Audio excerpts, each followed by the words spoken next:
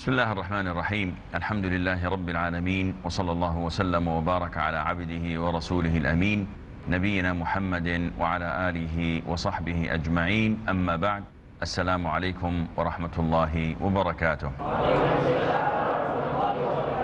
We begin inshallah today discussing the chapter that deals with different types of prayers, such as the prayers of the Eid. And as you all know, as Muslims, we have two Eids every year. And one Eid that is recurrent and it takes place every week. But it is not considered to be a Eid as such, where people celebrate, but it is called something that comes time after time. And it can be called to describe things that happen time-bound, and it also can be describing something that people go to, or a location that people go to. So Eid can also be considered to be related to time or to location. Now here we are only referring to time, because when the Prophet ﷺ came to Medina, he found the people of Medina celebrating a day of the non-Muslims. So the Prophet told them, ﷺ, he told them that Allah has substituted you with two better days. Allah has replaced these days of the pre-Islamic era with 2 days for you to celebrate throughout the year, and that is Eid al-Fitr wa Eid al-Adha, the Eid of Fitr, which comes after the month of Ramadan, and Eid al-Adha, which is on the 10th day of the last month of the year, the month of a simple religion that is suitable to all times and all locations. And the majority of the rulings in Islam are based, regarding time, are based on observing the moon and observing the sun. We need the sun to know what times we can pray at. So the times of prayers are decided, are distinguished, are known by observing the sun, as we've stated that before. And we need the crescent, we need the moon, so that we know when we only use the Hijri calendar, which is based on the lunar months. We do not use the Gregorian calendar, because no one knows what day this is without referring to the calendar, which is made by a handful of astrologists or astronomers or whatever. But in Islam, we can know and we can identify which day approximately today is by observing the moon. Throughout observing the moon, we know when Eid al-Fitr is, we know when Eid al-Adha is, we can identify Ashura. Also, if a woman is observing her iddah after her husband dies, a widow, she has to observe 4 months and 10 days as a waiting period, as a period of grief. And this cannot be identified without knowing the time, and this is known by observing the moon. Eid is means of celebration. Make the family happy by giving them gifts, by buying food, by buying new clothes, by decorating the house. All of these means are permissible because they introduce joy and celebration to the house, so that our children, our families know that Eid is different than any other day. Of course, there are things related to Eid, and the most prominent thing, which is what we will discuss today inshallah, is the issue of Eid prayer. And as you know, we are studying the chapter that deals with prayer. So Eid prayer is one of these things that we have to know and learn how to do. We move on to the first hadith. The first hadith was narrated by Abdullah ibn Umar, may Allah be pleased with him and with his father. He said that the Prophet of Allah, sallallahu alayhi wa sallam, Abu Bakr,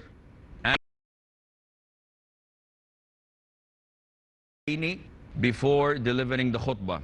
So from this we learn that Eid prayer is composed of a prayer and it's composed of a sermon. And the scholars all agree that the sermon has to be after the khutbah. So it is unlike Jum'ah. In Friday prayer, we have the two sermons, and then we have the prayer. In Eid, it's the other way around. We have the prayer, and after that we have the sermon. And we will, inshallah, talk about more of this when we go through this chapter. Hadith number 142. Al-Bara ibn Azib, may Allah be pleased with him, said that the Prophet sallallahu alaihi wasallam delivered the khutbah after offering the prayer on the day of Nahr, that is the day of slaughtering. So Eid al-Adha has another name, which is the Eid or the day of Nahr. Nahr means slaughtering. And we all know that in Eid al-Adha, part of the rituals is of the rulings regarding this issue. He said, the Prophet of Allah, alayhi salatu wasalam, whoever offers the prayer like us and slaughters like us, then his sacrifice, his nusuk, will be accepted by Allah. And whoever slaughters his sacrifice before the Eid prayer, then he has not done the sacrifice. Abu Burda ibn Niyar, may Allah be pleased with him, the uncle of Al-Bara, said, O Prophet of Allah, I've slaughtered my sheep before the Eid prayer, and I thought today as a day of eating and drinking, and I liked that my sheep should be the first to be slaughtered in my house. So I slaughtered my sheep and took my food before coming for the prayer.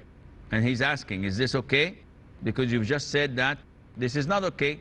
The Prophet said, alayhi salatu wasalam, the sheep which you have slaughtered is just meat.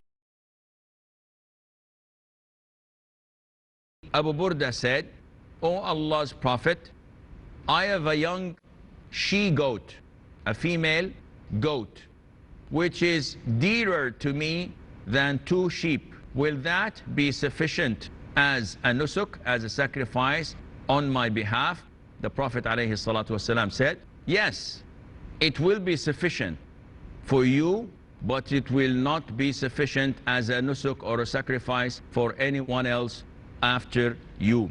From this hadith, we learn a number of lessons.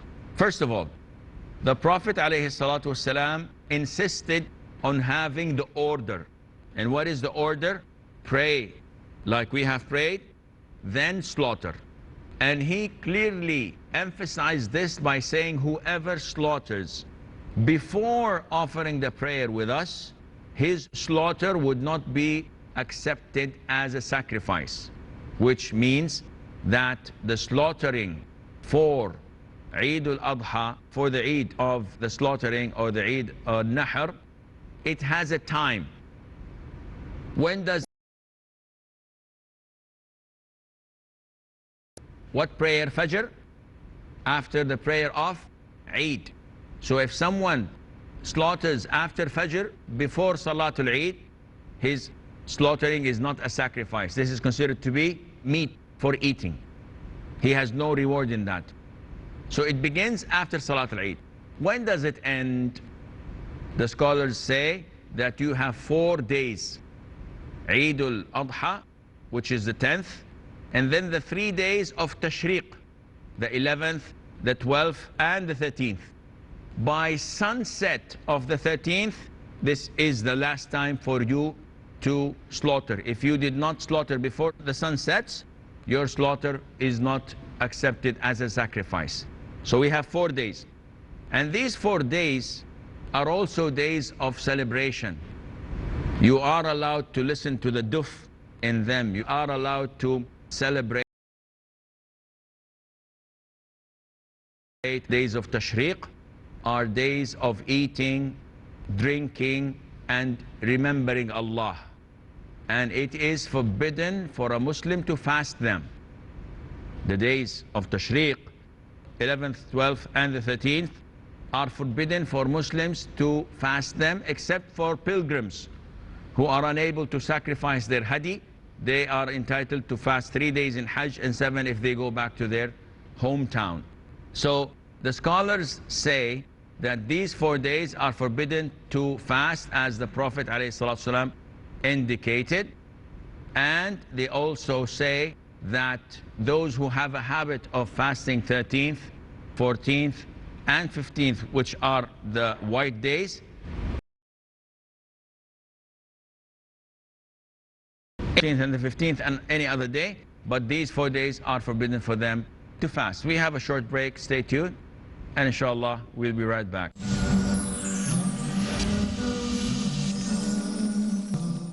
Assalamu alaikum and welcome back. So now we know that the time of slaughtering starts after the prayer. Some scholars said that it should start after the khutbah, after the sermon, but the hadith clearly indicates that it starts after the prayer. And why is that? Because scholars say that what is mandatory is to pray the prayer. Listening to the khutbah is not mandatory. So a person who prays and leaves, this is permissible, and his prayer is accepted as Eid prayer. It is recommended. I would feel and believe that it would be best that a person waits at least half an hour after the end of the prayer, so that would be equivalent to the time of khutbah approximately.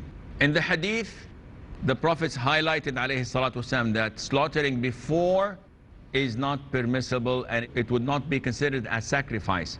It is permissible, but the meat would not be rewardable. It would not be sacrifice. Abu Burda ibn Niyar, may Allah be pleased with him, he stood up and asked the Prophet ﷺ that he thought that this day is a day of eating and drinking, which is the fact. The Prophet said that the day of Eid is a day of eating and drinking. But he did not know about the issue of the slaughtering and the sacrifice must be after the prayer. So he said that after Fajr, mashallah, he slaughtered immediately and ate some of that. So the Prophet told him ﷺ that this is not acceptable sacrifice. Of the sacrifice, that it is to be performed on time. And from this we also learn that there is a difference between things that are not permissible to do and things that are mandatory for you to do. The things that you are told not to do, in Arabic they are called mahdhurat, things that you should avoid and not do. And the things that you are instructed to do are known in Arabic as ma'murat. So what is the difference? The scholars say, if you do something that is mahdhur, something that you were not supposed to do, out of negligence or out of forgetfulness, you have no penalty and there is nothing wrong on you. But if you do not do something you're obliged and told and instructed to do, then there is penalty for you. Whether you're sinful or not, this is beside the point. Can you give us an example? I'll give you an example. In prayer, you are told not to carry any impurity on your body.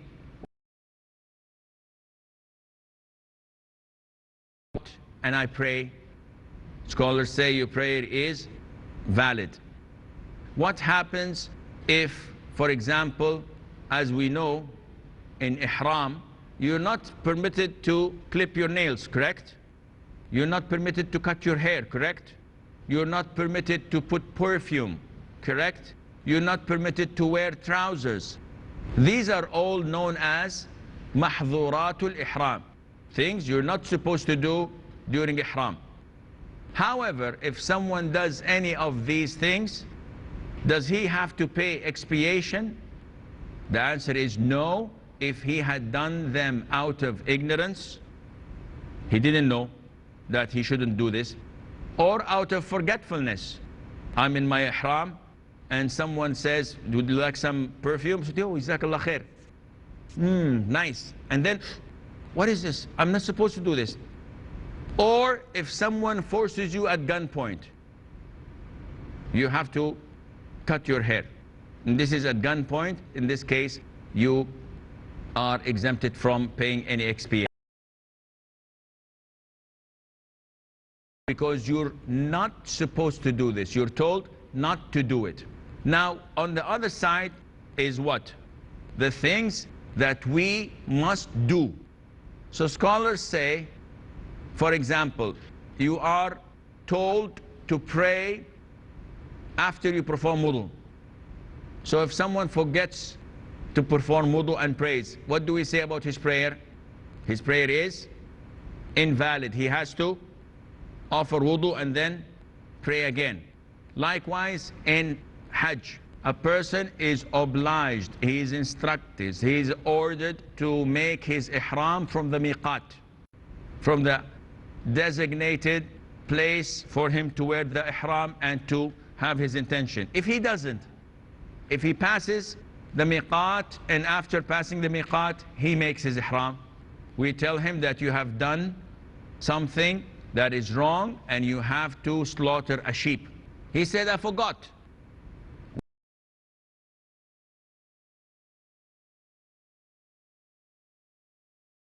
You are not permitted to sacrifice any kind of animal. There is a certain age. You can only sacrifice a camel or whatever is from the family of camels, a cow or whatever is from the family of cows, and a sheep or goat or whatever is from their tribes or from their species. Can you sacrifice a horse? Answer is no. A mule? No. Can you sacrifice a deer? The answer is no. Can I sacrifice chicken? The answer is no. These are known as bahimat al-an'am. This is the only thing that you can sacrifice. But there are conditions. There is a camel has to be at least 5 years of age or more. So if I sacrifice a 4-year-old camel, this is not accepted. And the cows, they have to be 2 years and more. So if I sacrifice a cow that is younger than that, like our friend here, then this is not accepted. And for the goats, it has to be 1 year and older. Less than 1 year is not accepted. And al-inaq here, that Abu Burda mentioned, which is dearer to him than 2 sheep, was younger than a year. So he said, O Prophet of Allah, yes, it is young. I know the age. But by Allah, it is so big and huge, it has so much meat, that it is more precious to me than 2 sheep. And what is the age of accepted sheep? 6 months. Not accepted. Above 6 months, this is accepted in sacrifice. So, is it okay if I slaughter it? The Prophet ﷺ made an exception for Abu Burda.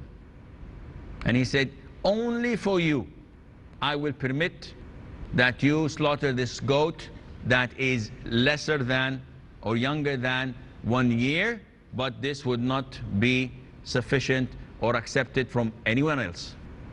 So this is a special permit for Abu Burda from the Prophet sallallahu alaihi wasallam.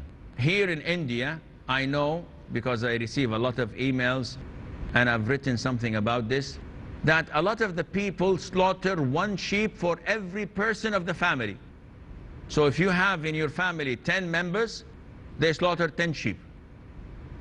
And they think that this is mandatory, and it is not. The Prophet ﷺ said, one on behalf of me and my household, and the other one is on behalf of my ummah, especially those who cannot afford it. So is it mandatory to slaughter a sheep for every member of the family? The answer is no. Is it recommended? Well, it's a form of charity. If you want to do it and you have the means to do it, this is permissible. Why? Because the Prophet ﷺ sent his sacrifice to be sacrificed in Mecca while he was residing in Medina, and he also offered in hajj 100 sacrifice for hajj. Though we know that he needs only one, he offered 100 camels. So it is permissible, because all of this is for the sake of Allah. However, do not do it if you think it's mandatory. Do not do it if you don't have money, and do not do it so that people would not talk about you and say, this man, our neighbor, our friend, he is not a proper Muslim, he's not generous, he only slaughtered one. Because this is the sunnah. If you want to do more and you have the financial means to do more, this is okay. But again, you have to weigh the advantages and the disadvantages, because especially in Eid, a lot of the people have, especially the poor people, have a lot of meat. So when you give them meat, they tell you, we'd like rice, we'd like clothes, we'd like you to pay the bill of the electricity, we like medication. So it's best to vary and change rather than flood the people with meat when they have extra amounts of it. I'm afraid that Assalamu alaikum wa rahmatullahi wa barakatuh.